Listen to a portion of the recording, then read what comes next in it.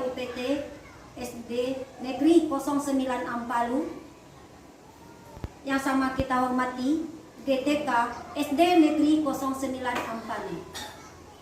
Puji syukur, marilah kita panjatkan kehadiran Allah Subhanahu wa Ta'ala yang telah memberi kita rahmat dan hidayahnya sehingga kita dapat melaksanakan acara diseminasi budaya positif pada Guru Penggerak Angkatan 6 Solo Selatan.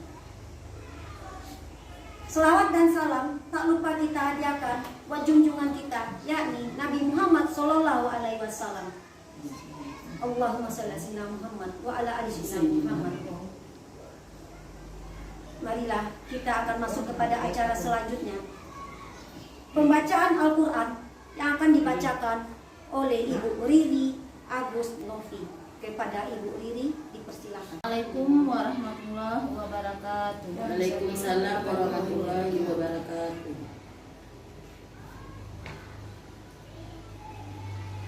A'udzubillahi minasyaitonirrajim.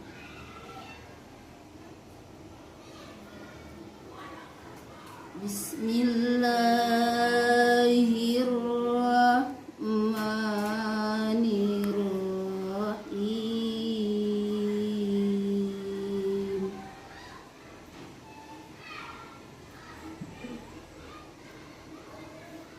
Inna hadzal Qur'ana yahdi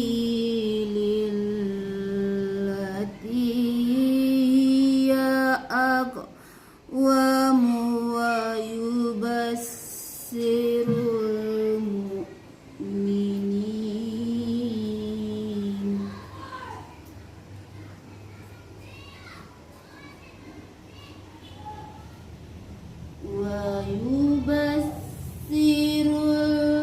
mu'minin allazina ya'maluna salihati anna lahum azran kabir.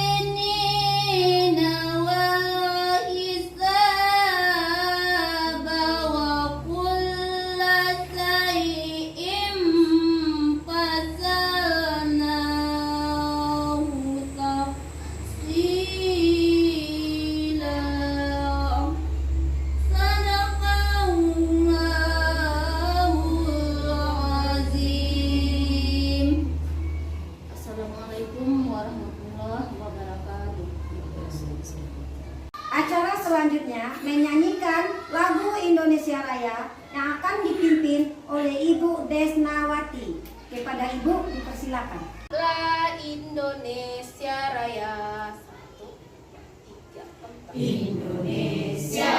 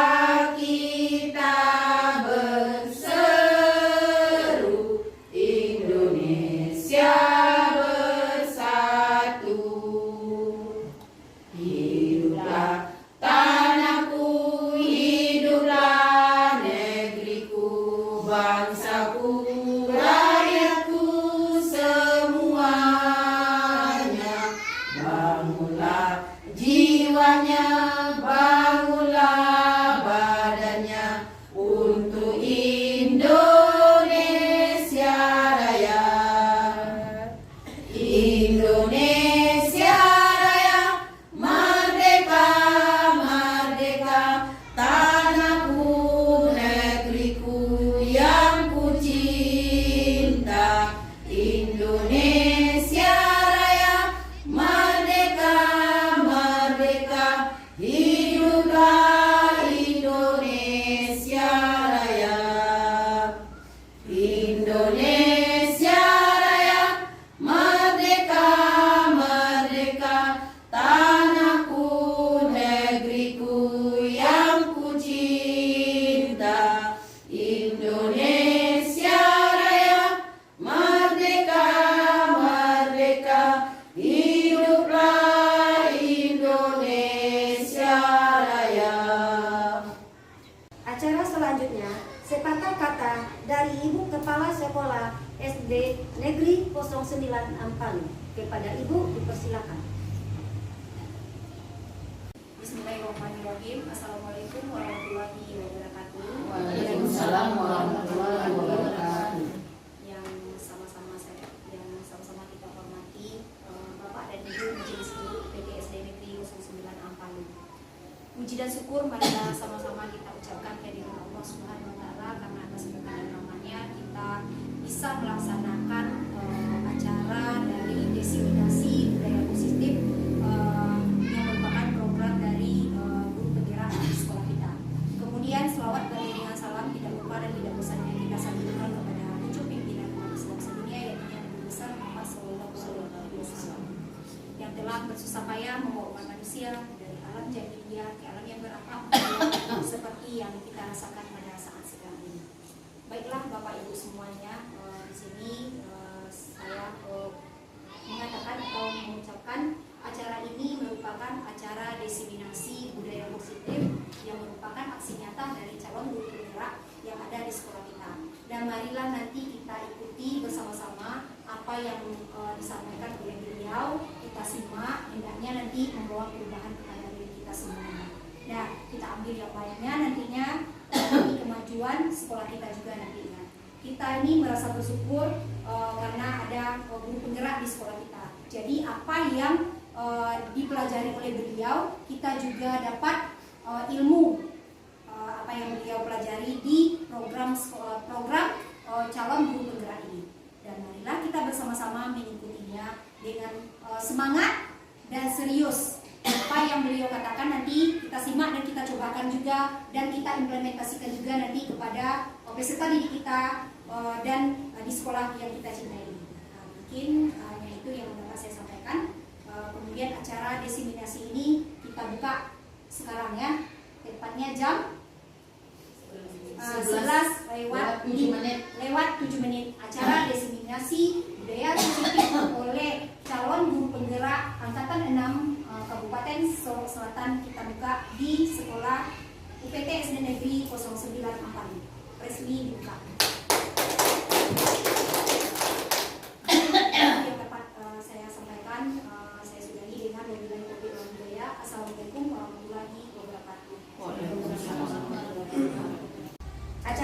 selanjutnya pembacaan doa oleh Ibu Zilda Yeni. Kepada Ibu Zil dipersilakan. Assalamualaikum warahmatullahi wabarakatuh. Waalaikumsalam warahmatullahi wabarakatuh.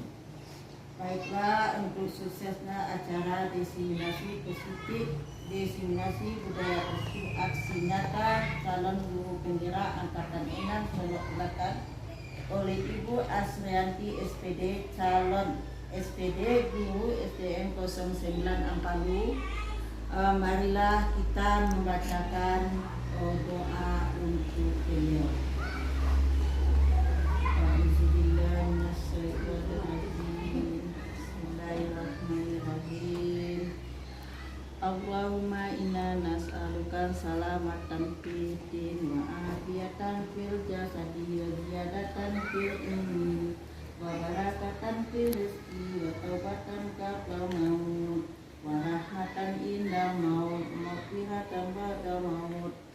Allahumma hawin alaina fi sakaratil maut wa najata minan nari wal afwa indal hisab. Amin. Rabbana la tuzigh qulubana ba'da idh hadaitana wa hab lana min ladunka rahmatan innaka antal wahhab. Rabbana la tu'akhidhna nasina aw akhtana rabbana wa la tahmil alaina isran kama hamaltahu 'alal ladzina min qablina. Rabbana wa la tuhammilna ma la taqata lana bihi wa'fu 'anna waghfir lana warhamna anta maulana fansurna 'alal qaumil kafirin.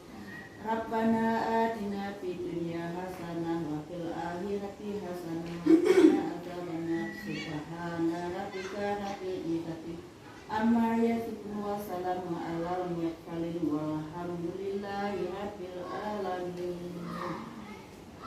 Penyampaian materi diseminasi budaya positif aksi nyata calon guru penggerak angkatan 6 Kabupaten Solok Selatan yang akan disampaikan oleh Ibu Asrianti SPD. Kepada Ibu dipersilakan. Bismillahirrahmanirrahim. Assalamualaikum warahmatullahi wabarakatuh. Kata-kata penghormatan untuk menciptakan acara ini saya titipkan kepada pembicara terdahulu. Saya mengucapkan ribuan terima kasih kepada teman-teman semuanya, apalagi ibu kepala sekolah yang telah memberikan peluang atau waktu kepada saya. Di dalam keadaan yang terjepit, saya juga harus mengerjakan tugas saya sebagai calon guru penggerak angkatan 6 Solok Selatan, yaitunya diseminasi budaya positif di sekolah yang harus saya implementasikan kepada teman-teman dan juga siswa. Baiklah teman-teman semua, mungkin di sini saya mengatakan terlebih dahulu bahwa saya tidak mendikte atau tidak mengajari teman-teman semua, apalagi di sini sudah senior saya, yang umumnya senior saya, walaupun dengan umur mungkin saya kecil, tapi beliau sudah lama mengajar. Ada juga seperti ada di honor, mungkin nasib saya aja yang sudah menjadi PNS. Makanya senior itu tidak hanya umur tapi pengalaman juga, apalagi kepada ibu-ibu yang sudah betul-betul senior semua, baik dalam segi pengalaman, umur dan segala macamnya. Jadi di sini saya sebagai calon guru penggerak hanya membawa ibu-ibu semua merefleksi semua pekerjaan ibu-ibu yang selama ini ibu kerjakan. Artinya kita sering bekerja, tapi kita jarang untuk merefleksi diri kita, mengingat kembali apa yang sudah kita kerjakan selama ini. Jadi di sini saya memohon kepada ibu sekali lagi, ibu kepala juga, saya tidak mengajari, kita sama-sama berbenah untuk merefleksi diri kita bagaimana guru yang sebenarnya. Apalagi dari kami ibu-ibu, ibu senior, artinya kami dari sekolah yang umum.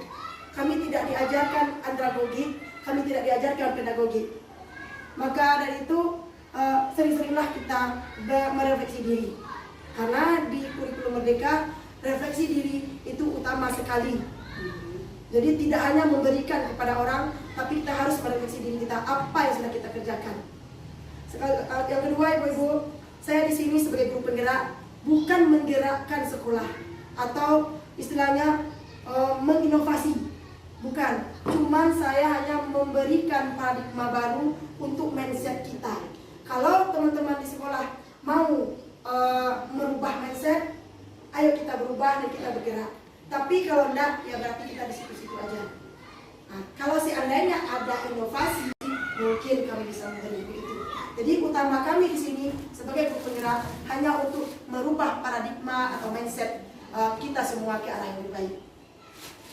Baiklah Ibu-ibu, saya buku, tapi saya hanya memodifikasi pendapat-pendapat yang telah diberikan para ahli-ahli seperti Andri Nur Cahyani, Dian Sasmiati, dan Dr. Muji Ayu Wijayanti. Saya modifikasi dengan pendapat mereka kepada apa yang saya dapat daripada materi-materi yang saya pelajari. Baiklah Ibu-ibu, sebagai kita guru SD, kita beranggapan murid SD yang masuk ke sekolah kita itu nol semua. Kan begitu Ibu-ibu? Ya nak, kita anggap anak kecil belum tahu apa-apa. Berarti kitalah yang akan mengajarnya nanti, kan gitu. Pada saya sebenarnya tidak gitu. Tidak sama sekali. Kenapa? Anak-anak itu sudah ada kodratnya dari rumah. Karena anak-anak itu terlahir punya kodrat. Yang pertama kodrat alam, yang kedua kodrat zaman, dan yang ketiga kodrat lingkungan. Hanya saja kita sebagai guru diwajibkan menuntun kodrat mereka. Artinya apa kodrat tersebut? Kodrat alam seperti kita lihat di halaman, anak itu bisa bermain yang di kampung, main karet, main tali, main apalah, kadang-kadang dia bisa berbahasa-bahasa di sungai. Itu kodrat alamnya. Sedangkan kodrat zaman seperti kita lihat sekarang ini, mereka lebih hebat daripada kita memainkan gadget. Lebih pintar dia daripada kita memainkan HP. Yang tidak dapat kita, dia dapat duluan. Itulah kodrat zaman. Mereka lebih kencang mengikuti zaman daripada kita. Yang ketiga yaitu kodrat lingkungan. Lingkungannya yaitu orang tua di rumah, lingkungan masyarakat di rumah, dan kita di sekolah. Kita hanya 6 jam Ibu-ibu Bapak-bapak, selebihnya mereka di lingkungan mereka. Nah, yang kodrat itulah yang akan kita iringkan, menjadikan mereka manusia seutuhnya. Mereka manusia, tapi ibaratkan gelas yang sudah diisi air, masih sedikit airnya. Apakah kita mau mengisi penuh? Apakah kita mau mengisi kopi? Apakah kita mau mengisi teh? Itu baru diserahkan kepada kita. Artinya kita menuntun mereka sesuai dengan kontrak mereka. Tidak seperti yang kita lakukan selama ini. You nak pandai nyoba, itu bahasa kita. Itu tidak boleh sebenarnya. Tapi nyatanya saya sendiri juga begitu.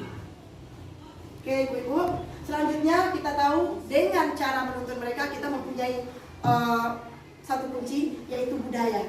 Budaya positif. Apa itu budaya? Kebiasaan. Sedangkan apa itu positif? Kebaikan. Apabila digabungkan berarti kebiasaan yang baik. Apa itu kebiasaan baik? Nanti kita lanjutkan di sesi berikutnya. Kebiasaan baik ini bisa kita lakukan di rumah Ibu. Tapi sekarang saya dulu ingin melanjutkan untuk di sekolah dulu, di lingkungan, karena kita berkewajiban di lingkungan sekolah saja. Kalau di rumah mungkin kita bisa berkolaborasi dengan lingkungannya nanti.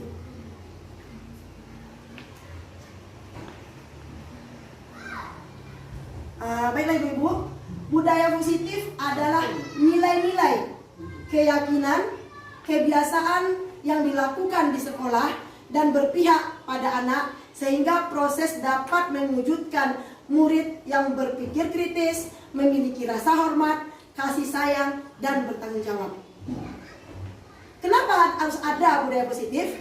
Latar belakangnya yang saya ciptakan yaitu menciptakan suasana pembelajaran yang kondusif, maka pendukungnya harus suasana positif. Dengan adanya suasana positif, guru dan murid akan menemukan kondisi pembelajaran yang menyenangkan tanpa beban. Kemudian dengan suasana positif, secara tidak langsung juga membentuk karakter anak, tidak hanya dari segi intelektual, tapi juga terbentuk dari lingkungan yang positif. Artinya Ibu-ibu, seperti kata kami tadi, rumahnya sudah ada di rumahnya. Mungkin dia berkata di rumah, dengan bahasa yang kotor, dengan bahasa yang kasar. Sampai di sekolah juga dia akan begitu. Maka kita akan mengalurkan budaya yang kita punya, yaitu keyakinan, nilai-nilai universal, kebiasaan yang dilakukan dari sekarang, mudah-mudahan dirubah ke depannya. Sekali lagi saya mengatakan, tolong saya tidak mendikte ibu-ibu, tidak mengajari ibu-ibu, kita berdiskusi untuk merefleksi diri kita. Karena nanti pasti akan ada di antara kita semua yang akan tersinggung, pasti itu.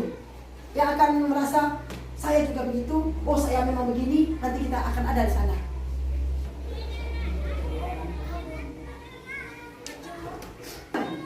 Pertanyaan tematik. Setuju atau tidak setujukah ibu-ibu hukuman dapat mendisiplinkan anak? Setuju atau tidak setujukah ibu-ibu pemberian hukuman dengan hal positif seperti membaca, membersihkan halaman dapat mendisiplinkan anak? Atau setuju tidak setujukah ibu-ibu memberikan penghargaan dapat memotivasi anak-anak? Bagaimana ibu-ibu? Apakah kita pernah melakukan ini? Pernah. Kita menghukum. Apakah disiplin anak-anak ibu dengan hukuman? Bersihkan halaman. Atau saya tadi pagi-pagi bilang sama ibu kepala, kita suruh aja anak membersihkan WC. Berubahkah disiplin anak? Tidak. Atau penghargaan. Pernah kita memberi penghargaan? Saya kasih permen bagi anak yang datang cepat. Kalau ibu PJOK yang sudah membersihkan halaman, ini air ale-ale 1 gelas. Berubahkah anak-anak ibu olahraga? Tidak. Itulah pematik. Berarti betul salah yang kita kerjakan selama ini. Salah. Kita lihat dulu, belum tahu betul salah yang berikutnya. Ini topik yang saya bahas sekarang. Disiplin positif, nilai-nilai kebajikan universal, teori motif, ada restitusi, ada keyakinan kelas, ada kebutuhan dasar manusia untuk dunia yang berkualitas, ada restitusi atau 5 kontrol sebagai apa kita di sana, dan terakhir restitusi, segitiga restitusi itu untuk pemecahan masalah siswa.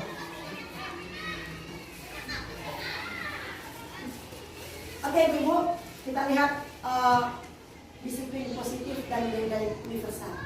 Inilah bentuk-bentuk kebajikan. Paradigma atau teori kontrol artinya atau ilusi kontrol. Ilusi bahwa kritik dan semua orang merasa bersalah dan penguatan karakter.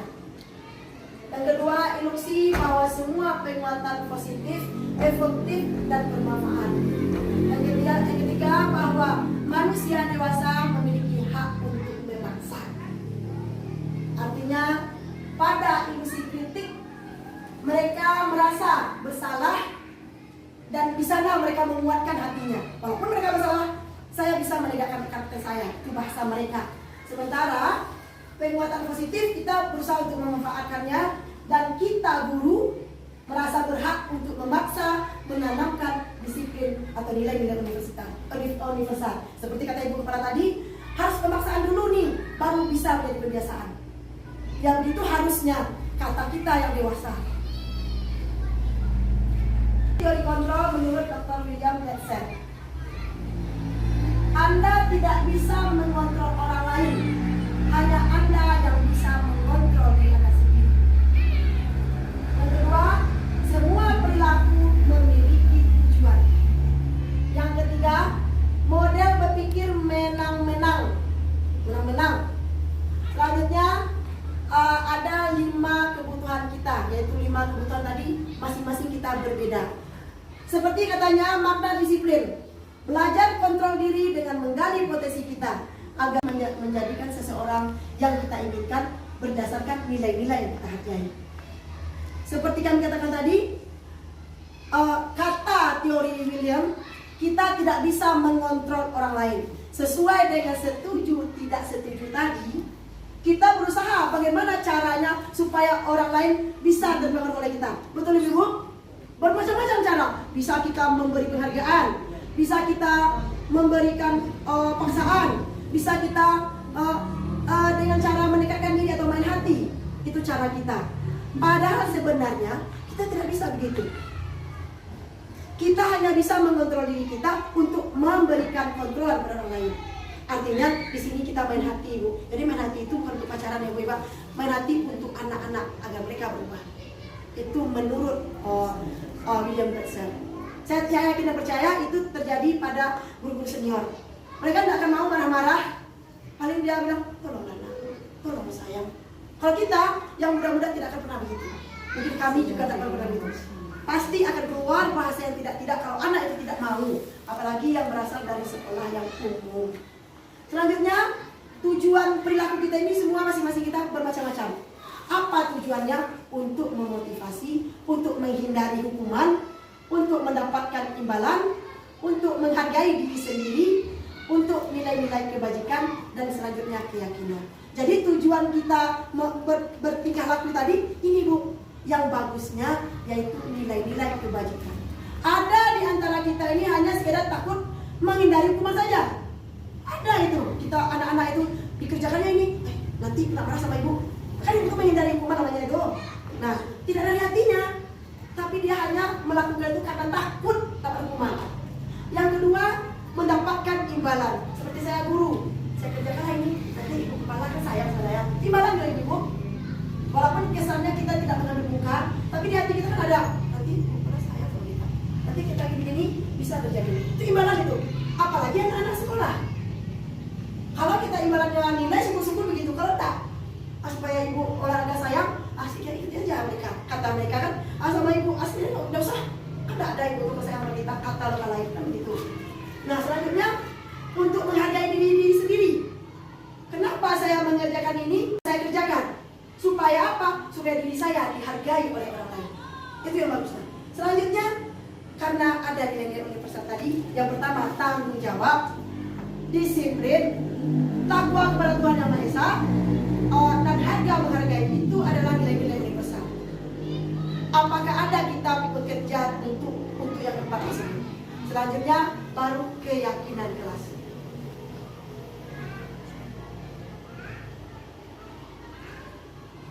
Tujuan untuk menerapkan disiplin agar terbentuknya murid-murid yang berkarakter sesuai dengan kebajikan profil Pancasila.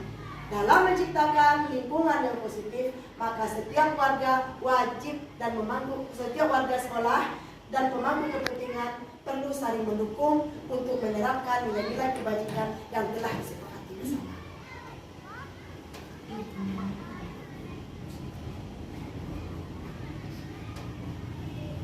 Di sini ada jawabannya Ibu, seperti pertanyaan pematih tadi.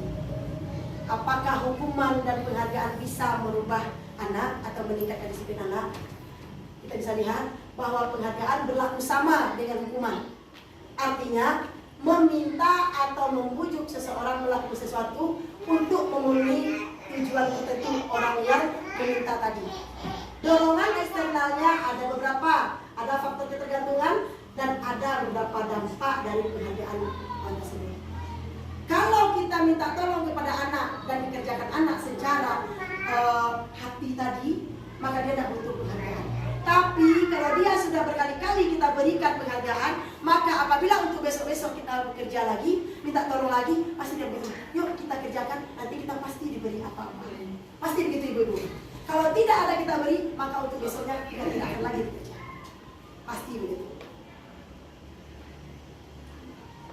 Ini ada tindakan guru, ini ada hukuman dan konsekuensi. Ibu-ibu sering bilang kan, itu konsekuensi. Mengapa kamu begini-begini? Itu kan konsekuensi. Mengapa kamu begini-begini? Sekarang ibu memberikan hukuman, kan begitu sering.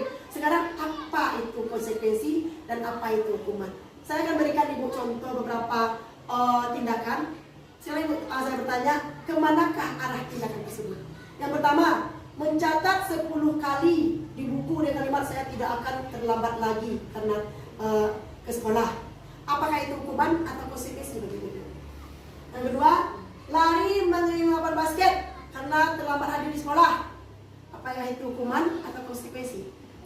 Yang ketiga, murid diminta untuk push up 15 kali karena tidak menggunakan masker saat COVID. Mengganti kertas tugas teman yang telah dicoret. membersihkan tumpahan air di meja karena tersenggol pada saat belajar. Murid disuruh untuk tidak mengenakan sepatu seharian karena sepatunya lain daripada warna hitam. Atau lari mengelilingi lapangan karena terlambat 10 menit untuk pelajaran PJOK. Sekarang saya mau tanya sama ibu-ibu, kemanakah perginya? Hukuman atau konsekuensi? Yang manakah yang hukuman? Yang manakah yang konsekuensi?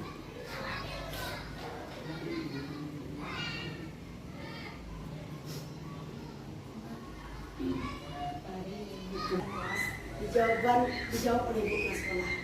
Oke, kita lanjutkan.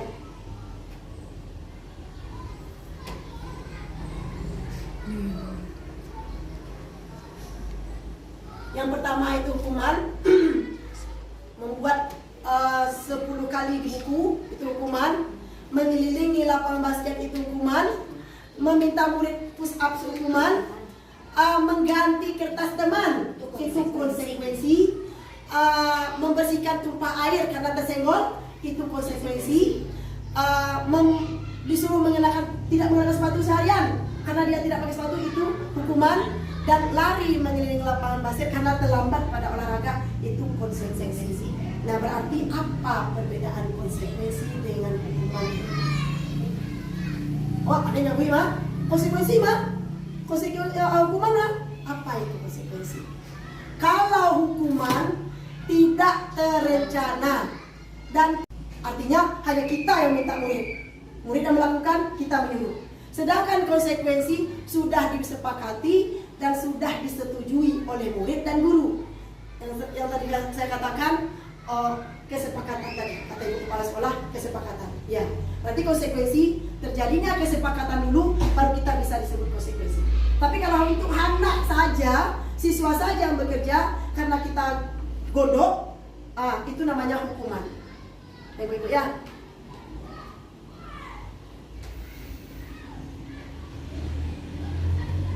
Selanjutnya, di dalam disiplin positif itu ada konsekuensi dan restitusi. Jadi berarti hukuman tidak ada, ibu. Mudah-mudahan untuk besok ini kita tidak menggunakan hukuman lagi. Saya juga berjanji pada diri saya tidak akan menghukum, tapi saya akan membuat kesepakatan dulu di kelas saya. Kalau seandainya kamu terlambat, bagaimana? Oh, bayar buku, Bu. Berarti itu sudah masuk konsekuensi. Itu tidak hukuman lagi, karena kita sudah berjanji. Jadi berarti kita buat dulu kesepakatan di kelas kita. Walaupun itu berat, bawa batu bata itu kan berat itu. Bawa batu bata, bawa buku itu kan berat itu. Tapi kalau sudah ada kesepakatan, jatuhnya kepada konsekuensi, tidak hukuman. Seperti itu sebenarnya waktu saya jadi guru kelas, saya sudah melaksanakan seperti itu. Ya. Pas awal tahun pelajaran masuk, kita harus buat kesepakatan kelas. Ya. Kalau nggak datang berturut-turut selama 3 hari tanpa kabar apa? Makanya harus seperti itu sebenarnya. Ya, itu kan tergantung kepada guru kelasnya ya. Kalau kami dulu namanya kan tidak keyakinan kelas, kontrak pelajar boleh ya Bu ya. Kalau kami dulu waktu itu kontrak pelajar, boleh kesempatan itu apalah namanya itu. Makanya kami bilang tadi kalau guru-guru senior itu sudah melaksanakan. Tapi bagi adik-adik mungkin ada masanya nanti seperti kami. Mudah-mudahan bisa jadi pengalaman, ya Bu ya. Nah, selanjutnya dia bukan sekarang Pak Gunungnya Ibu. Nanti setelah Ibu merasakan seperti saya, berkecamuklah hati kecil dengan hati besar. Kadang karena saya menjadi guru penggerak Ibu ya, akan bertindak langsung mundur saya. Saya sudah belajar kemarin. Tidak jadi marah saya jujur Ibu. Udah melihat tingkah anak seperti tadi pagi, saya kesini pergi belajar katanya. Nah, saya mundur aja. Kalau saya kembalikan pasti kayak saya udah marah-marah tadi kan. Jadi saya bilang sama ibu kepala sekolah, padahal ibu kepala sekolah bicara ini tuh berarti ditanya. Terus apa itu restitusi? Karena pada disiplin positif adanya 2, konsekuensi dan restitusi. Restitusi adalah proses penciptaan kondisi bagi murid yang memperbaiki kesalahan mereka sehingga mereka bisa kembali kepada kelompok mereka dengan karakter yang lebih kuat. Restitusi juga merupakan proses kolaborasi yang mengajarkan murid untuk mencari solusi untuk masalah mereka dan membantu murid berpikir tentang orang seperti apa yang mulia. tentang seperti apa yang mereka inginkan oleh orang lain untuk dirinya. Jadi kalau kita melaksanakan hukuman, maka kita secara tidak langsung sudah membunuh karakter anak. Tapi kalau kita melaksanakan konsekuensi, itu kan sudah perjanjian. Kita punya dasar perjanjian kita. Jadi kita tidak akan pernah merasa menzalimi anak atau menghilangkan karakter anak tadi.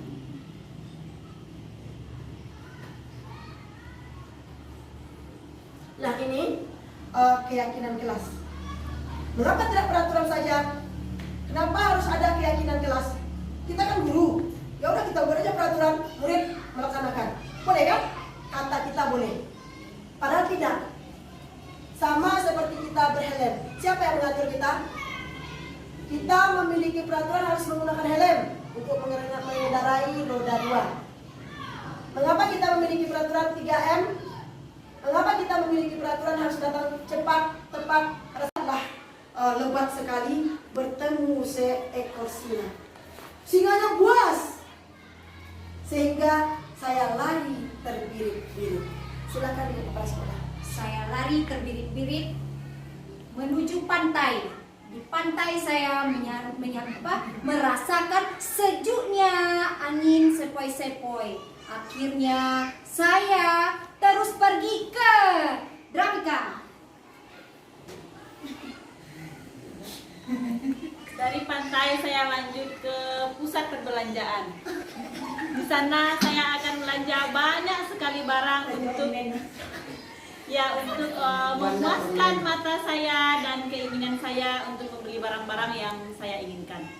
Dari pantai saya lanjut dari pusat perbelanjaan saya lanjut ke olahraga. Merupakan motivasi intrinsik. Artinya kembali kita kepada nilai-nilai kebajikan, lebih menggerakkan seorang dibandingkan mengikuti serangkaian aturan-aturan. Jadi kembali kita kepada tanggung jawab tadi.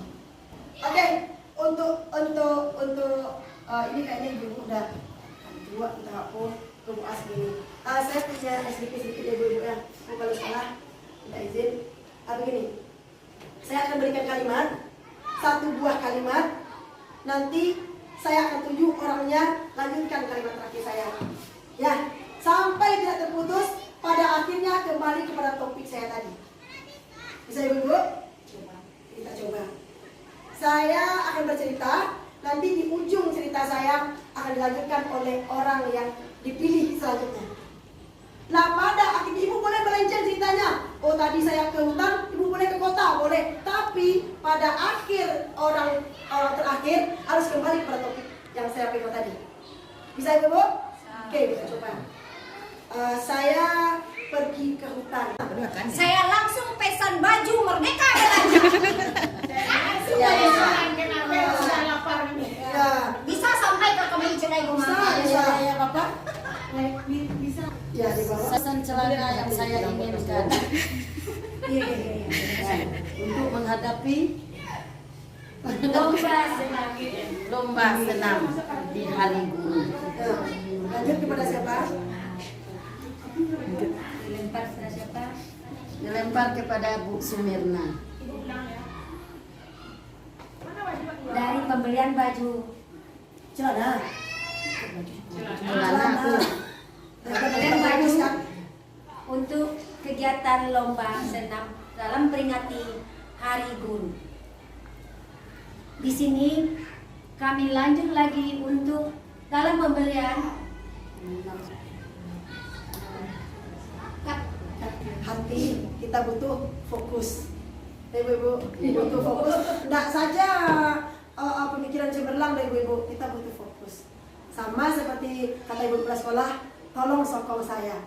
Itu hati loh, hati yang dimintanya. Di samping kita kerja dengan hati, baru kita lihatkan bekerja kita. Tak bisa bekerja saja kalau tidak hati disatukan. Sementara kita tidak tahu apa yang mau dikerjakan oleh ibu kepala sekolah kan. Kalau kita hanya bekerja saja, padahal nanti bisa salah akhirnya.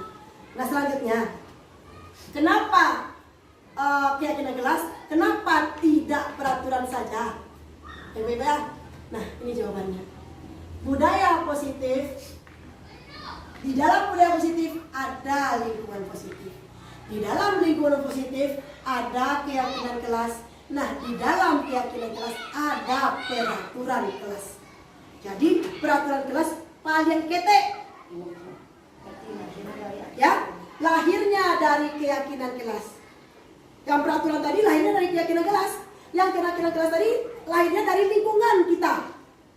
Kalau saya menerapkan tidak boleh datang terlambat di kelas saya, sementara kelas lain datang terlambat, apakah berlaku?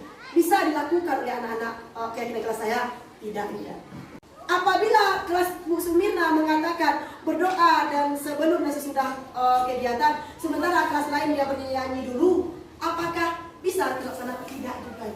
Jadi makanya lingkungan kita harus seiring dulu. Senada. Senada. Ya. Sampai nanti ujung-ujungnya sampai ke visi ibu kepala sekolah.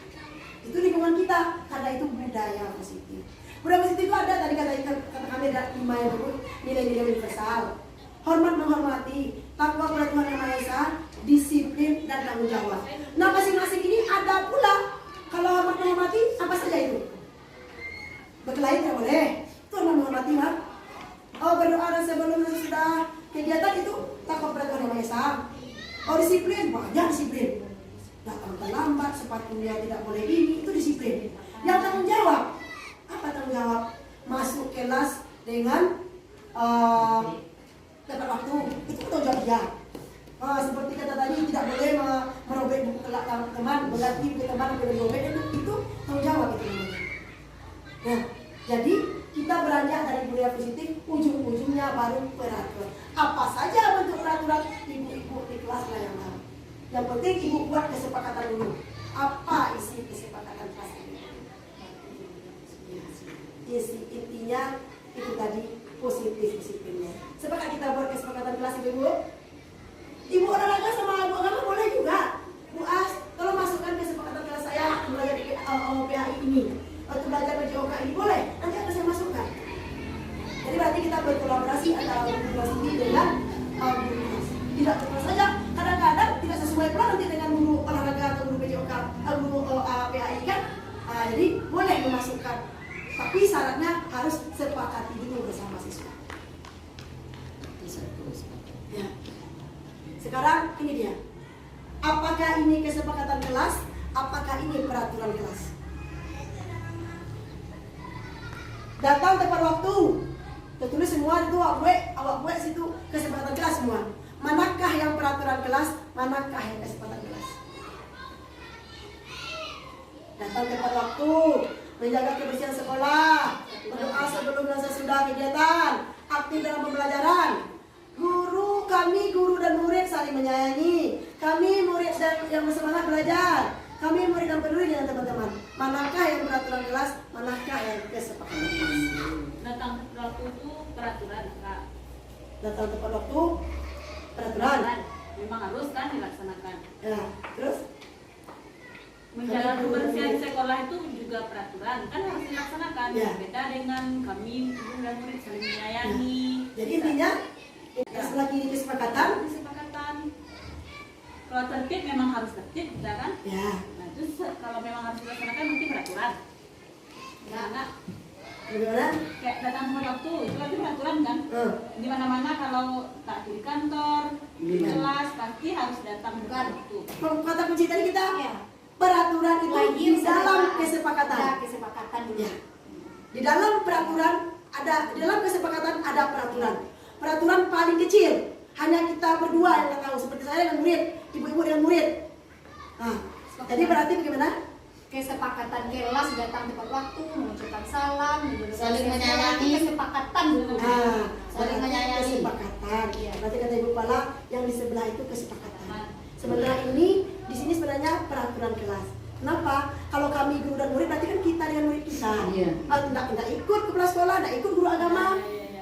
Begitu. Jadi kalau untuk peraturan khusus di kelas, kalau untuk kesepakatan bisa kita bawa ke sekolah. Warga sekolah. Boleh kita bawa ke warga sekolah. Boleh. Kalau tidak ada kesepakatan di antara datang sekolah hanya sekedar aturan bisa orang melanggar aturan. iya. Tapi kalau lah ada sudah ada kesepakatannya, kita masih sepakat tadi mah. Ya, kan sepakat Tidak akan tadi. dilanggarnya. Ya, jadi itu seluruh warga sekolah kan. Ya boleh. Ya mau tambah tadi katanya kan begitu. Harus lingkungan yang mendukung. pasti kita mendukung. Lingkungan kita yang mendukung. Jadi kesepakatan itu di atas peraturan kelas letaknya. Buatlah yang besar dulu apa kesepakatan kita, nanti baru kita ikat dengan peraturan kelas kita. Ya? Nah, ini peraturan, ini keyakinan. Ada keyakinan kelas tanggung jawab, selalu mengembalikan buku ke tempatnya, itu tanggung jawab anak itu. Nah ini dia. Menghormati orang lain, dilarang mengganggu teman, itu peraturannya. Ini kesepakatannya sebelah kanan dan itu peraturannya sebelah kanan dan keyakinan sebelah kiri. Ini bisa dibuat.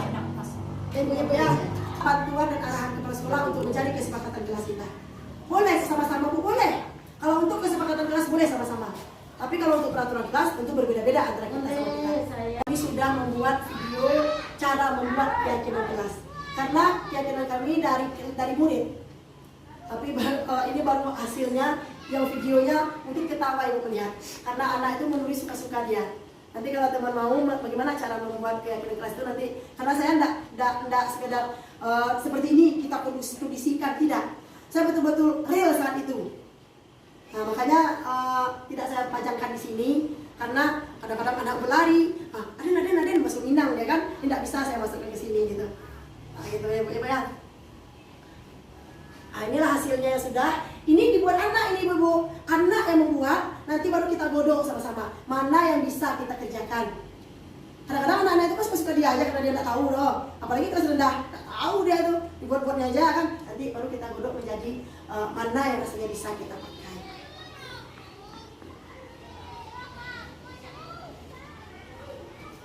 Ini tadi kebutuhan dasar manusia. Ingin disayang dan ingin diterima. Ingin rasa menguasai, namanya kita manusia dewasa. Selanjutnya kesenangan dan kebebasan. Ini kebutuhan dasar manusia untuk melakukan sesuatu. Apa dasarnya ini? Karena ingin disayang, karena ingin berkuasa, karena ingin melakukan kesenangan saja, suka-suka artinya. Dan ada lagi kebebasan. Yang sering itu murid hanya senang-senang dan kebebasannya. Makanya kita ikatlah dengan norma kita tadi, aturan kita tadi. Ya, karena anak-anak itu namanya juga manusia kan, dia tidak akan memikirkan apa resiko terakhirnya nanti. Selanjutnya, ini betul-betul perlu Ibu-ibu. Makanya saya cepat-cepat lari ke sini, yaitu 5 posisi kontrol. Terkesan mendikte, Ibu-ibu ya. Karena di sini kita bisa melihat ada posisi kontrol guru itu sebagai penghukum. Ada posisi kontrol guru itu sebagai pembuat orang merasa bersalah. Ada posisi guru itu sebagai teman. Ada posisi guru itu sebagai pemantau. Dan ada posisi guru itu sebagai manajer. Itu 5. Secara tidak sadar kita berlada di 5 posisi ini dulu. Mana saja penghukum itu kita membuat identitas gagal untuk diri kita bersama membuat rasa bersalah. Dengan cara guru berbuat menghardik, membentak dan menyindir murid. Itu penghukum itu. Bagaimana cara guru berkata, kamu tidak melakukan, awas ya, ibu akan buat begini nanti. Tengok, lihatlah. Nah, itu bahasa untuk orang penghukum. Yang itu setelah tidak sadar kita ibu-ibu. Namanya juga emosi, anak melakukan salah itu wajar kan. Nah, yang kedua memberontak. Yang anak itu hasilnya pasti memberontak. Itu udah bilang panjang sana, pasti itu dia bahasa begini. Di dalam hati, kalau di keluarganya, melawan dan ya. Itu bahasa kita kan. Nah, jadi itulah dia. Nah, apa akhirnya guru tidak berkualitas? Nah, terus nanti murid akan mengulang kesalahannya lagi setelah terjadi yang tidak ini. Nah, yang kedua membuat rasa bersalah. Dengan lemah lembut kita berkata, ibu kecewa kalian nak. Pas ini kurang payah ngajar aku kalian mereka yo. Itu juga tidak boleh. Itu kita udah baik itu namanya. Tapi kalau kita membentakkan kesalahan kita kepada dia dengan bahasa lunak, itu juga tidak boleh. Itu bahasanya lagi. Tidak bisa ada itu berkembang. Itu juga membuat identitas anak gagal, mematikan karakter ada di antara kita. Saya juga sering begitu. Supaya anak itu tergantung pada saya anggap anak itu murid, teman. Itulah bahasanya. Membuat alasan-alasan macam-macam. Ayolah nak, demi ini kerjakan untuk ibu. Kalau ada begitu jalan, cobalah. Itu juga tidak boleh. Itu teman itu. Kenapa anak itu akan tergantung nantinya pada kita? Tidak akan dia lakukan kecuali kita menyuruh. Akhirnya anak itu akan tergantung pada kita. Sedangkan sebagai pemantau itu ada menghitung dan mengukur bagaimana anak tersebut. Kalau memantau apa peraturan yang dilakukan anak tersebut. Selanjutnya menyesuaikan diri bila diawasi. Dan kalau sebagai manajer juga ada mengajukan pertanyaan-pertanyaan. Di sini Ibu, saya lebih bagus, lebih senang kalau Ibu bisa menonton.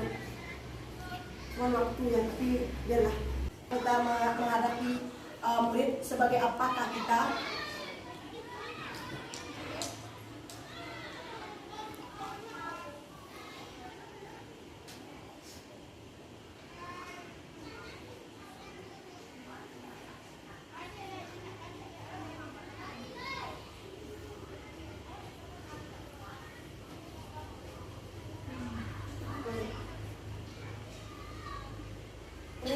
Ini 5 posisi kontrol kita ya Ibu ya. Silakan Ibu pikir di mana posisi Ibu.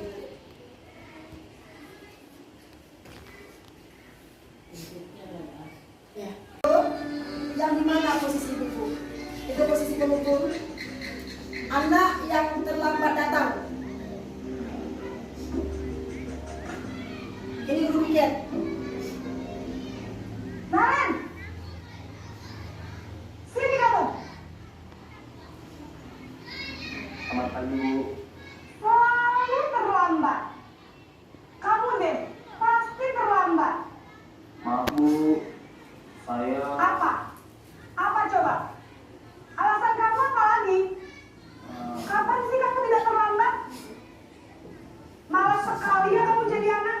Saya... Dasar pemalas. Gak kapok-kapok sih kamu. Sudah berapa kali terlambat? Sana, kamu keliling lapangan basket 2 kali. Kenapa saya harus ke lapangan basket, Bu? Kenapa? Kamu ngelawan ibu. Berani-beraninya jawab.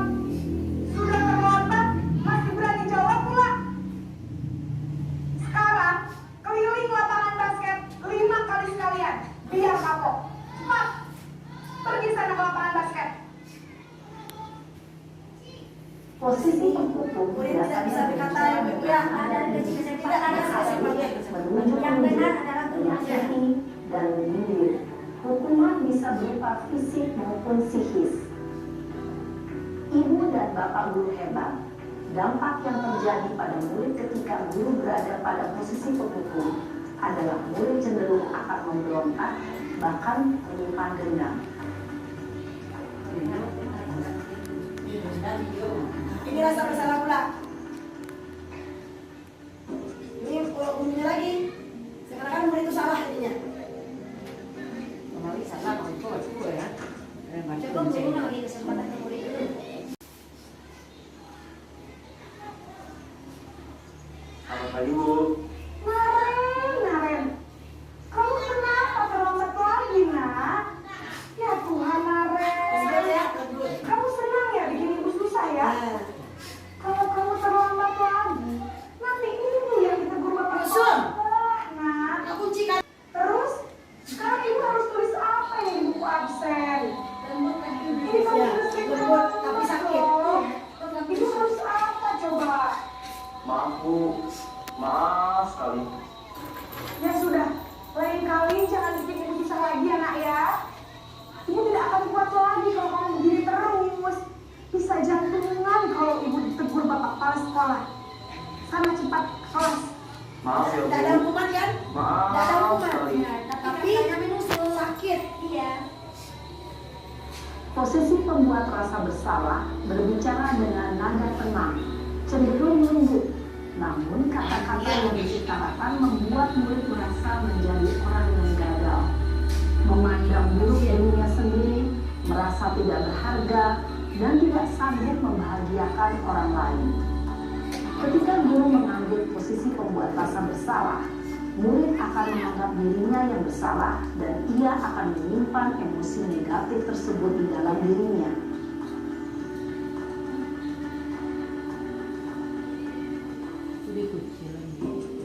Teman,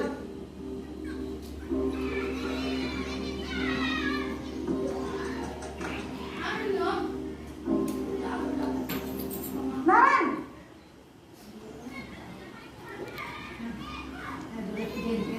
Selamat pagi Bu. wah, sudah jam berapa ini nak? Terlambat lagi ya sayang. Iya Bu, habis ibu saya lupa bangunkan saya Bu. tadi mereka bicara, tapi tetap tergantung suaminya. Kamu bukannya anak yang larinya paling kencang. Kok terlambat sih? Iya Bu, saya memang terlambat bangun tadi. Jadi biarpun saya lari kencang, tetap gak kekejar Bu. Ya sudah sana. Nanti lain kali larinya lebih kencang lagi ya. Biar gak terlambat lagi. Bikin seneng ibu. Demi ibu. Bisa kan? Bisa lah Bu. Berarti demi Ya ibu, sudah sana. bukan hatinya. Ibu beres absen kamu. Demi ibu. Kamu ini ada-ada saja.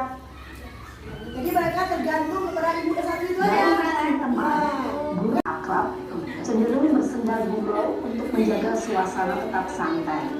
Murid akan merasa senang, aman, dan akrab dengan guru. Identitas yang tercipta adalah identitas sukses atau berhasil. Namun, kita berenang karena ini masih dorongan eksternal, maka ada faktor ketergantungan dan murid kepada orang tertentu. Di sini guru absennya, sehingga di lain waktu murid bisa berperilaku baik, namun hanya kepada orang-orang tertentu saja.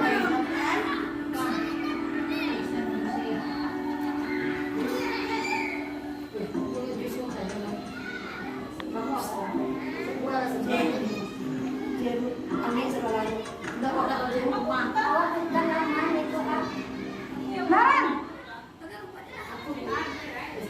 Ini sebagai pemantau. Nah, ini pikirkan. Ini pemantau ya. apa peraturan sekolah kita tentang jam berapa kita harus masuk sekolah, nak? Dia mengembalikan keyakinannya. Kita harus di sekolah jam 7 Bu. Iya betul. Sekarang sudah jam 7.20. Naren sudah tahu konsekuensinya jika terlambat hadir. Paham Bu. Saya harus tinggal kelas pas jam istirahat selama 20 menit.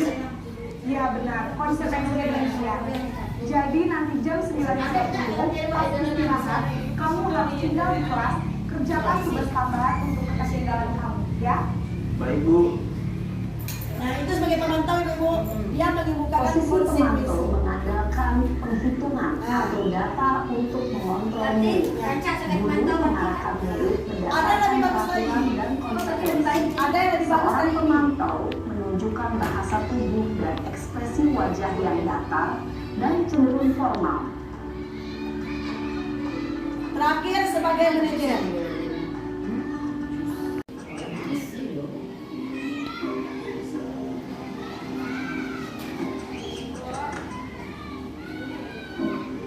Alun lay sayang. Naren! Tanya langsung ke Selamat pagi Bu. Selamat pagi, Naren. Ini cara manajer berkata. Saya terlambat. Iya, sekolah masuknya jam 7, sekarang sudah jam 7.20. Jadi sekarang bagaimana ini, Naren? Maaf Bu, saya lupa setel alarm saya semalam. Baiklah, menurut kamu, keyakinan sekolah yang mana yang perlu kamu tingkatkan? Menghargai diri sendiri dan orang lain mungkin ya Bu. Setuju. Jadi, apakah Naren meyakini prinsip saling menghormati tersebut? Iya Bu, saya meyakininya. Apakah Naren bersedia memperbaiki masalah keterlambatan ini? Bersedia Bu. Bagaimana kamu akan perbaiki masalah keterlambatan ini? Saya akan coba untuk tidak lupa menyetel alarm saya Bu. Baik, kalau Naren lupa menyetel alarm di rumah, ada orang yang kira-kira bisa bantu mengingatkan tidak? Masalah sekalian ya. Ada Bu, kakak saya, Kak Emma. Ada lagi selain Kak Emma? Selain Kak Emma, ada ibu saya. Baik, jadi yang mengingatkan Naren adalah Kak Emma dan ibu kamu ya. Kira-kira akan mulai start alarm kapan nih Naren? Setelah pulang sekolah, akan segera saya lakukan. Baik, jadi Naren akan setel alarm untuk bangun besok pagi dan akan diingatkan oleh kakak dan ibunda Naren ya. Ada lagi yang mungkin perlu dilakukan Naren agar tidak terlambat bangun lagi? Tidak ada, Bu. Baik Naren, terima kasih untuk kerjasama kamu. Sekarang kamu perlu kembali ke kelas untuk belajar. Baik, Bu. Terima kasih. Ini yang nomor 1 kan caranya. Posisi manajer adalah posisi kontrol dan sarana untuk membimbing murid memiliki sikap disiplin yang positif, yaitu murid yang mandiri, bertanggung jawab, dan dapat memecahkan masalah. Tujuan dari posisi ini adalah agar murid dapat berefleksi atas tindakannya. Guru akan dengan tulus memberikan pertanyaan-pertanyaan bermakna, sehingga membuat murid dapat belajar dari kesalahannya dan mencari sebuah solusi untuk menyelesaikannya. Sekarang saya minta silakan ibu memikirkan posisi mana. Kalau saya sering di posisi teman dan posisi menganggap siswa itu salah. Sering saya lakukan. Ya udah ribut-ribut saya bicara. Tapi pada kenyataannya tetap mematikan karakter siswa saya. Mudah-mudahan untuk dari sini ke atas saya bisa jadi pemantau walaupun tidak jadi. Kita bisa seperti kita juga. Mudah-mudahan kita bisa perbaiki diri kita ya. Yang lebih baik ada yang Manajer. pemantau dan Ya, pemantau dan manajer. paling tidak jadi pemantau. Paling tidak jadi pemantau. Kalau tidak ini tidak salah. Oke Ibu, mungkin waktu yang membatasi saya. Padahal materi saya banyak, cuman itu yang penting rasanya untuk kita sendiri. Mudah-mudahan kita bisa membuat keyakinan kelas untuk membaguskan lingkungan kita ini. Maaf sekali lagi saya minta kepada teman-teman, sekali lagi saya tidak mengajar, tidak mendikte, tidak membuat ibu merasa bersalah.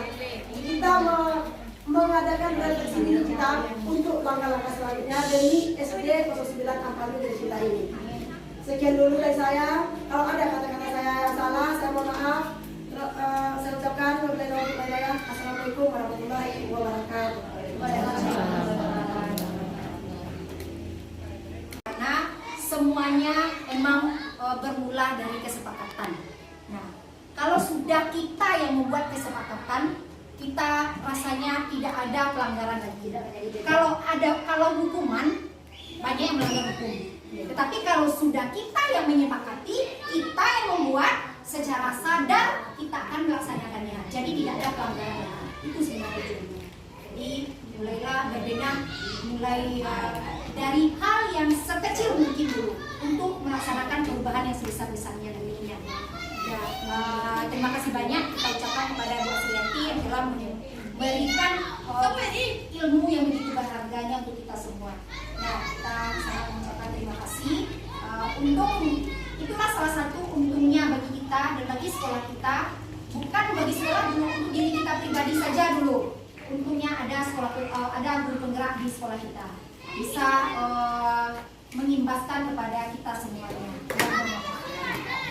Dan mungkin itu yang dapat saya sampaikan. Laksanakanlah perubahannya secara bersama-sama.